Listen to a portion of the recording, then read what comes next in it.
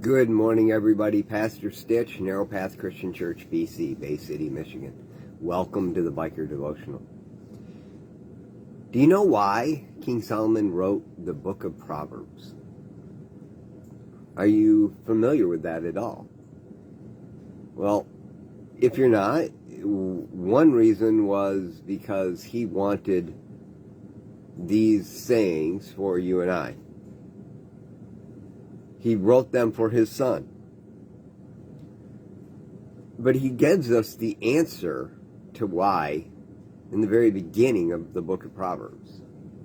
It's for learning what wisdom and discipline are, for understanding insightful sayings, for receiving wise instructions in righteousness, justice, and integrity, for teaching shrewdness to the inexperienced, knowledge and discretion to a young man.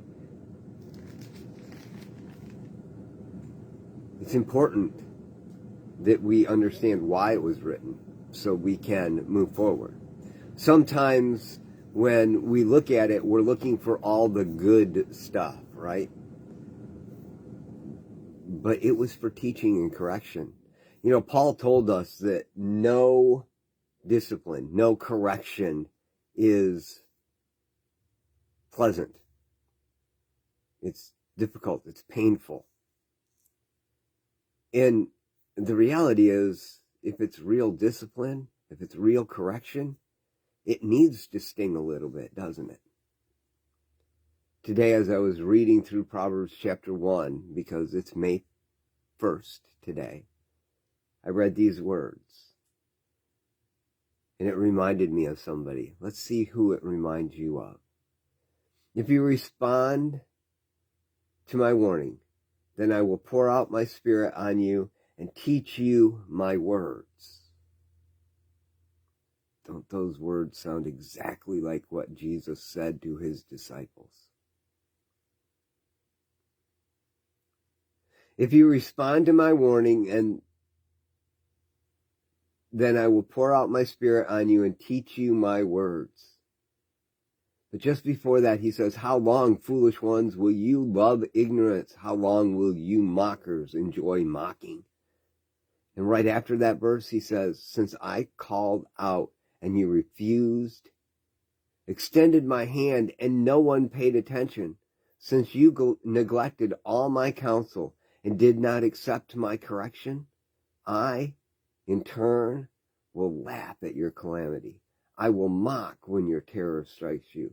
When terror strikes you like a storm and your calamity comes like a whirlwind. When trouble and stress overcome you, then they will call me, but I won't answer. They will search for me, but won't find me. Because they hated knowledge, didn't choose to fear the Lord, were not interested in my counsel, and rejected my correction. They will eat the fruit of their way and be glutted with their own schemes. For the turning away of the inexperienced will kill them, and the complacency of fools will destroy them. But whoever listens to me will surely live securely and be free from the fear of danger. We have a choice today. Correction is painful. We don't want to hear that God is going to stand back and let our choices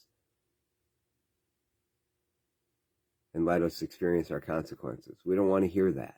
A loving God wouldn't do that, is what we think and what we say out loud. And yet a loving God must do that. The choice is ours today. What are we going to do with it? So often on the road, we experience our choices in very real ways. But yet, when it comes to God, we don't expect that we should experience our choices.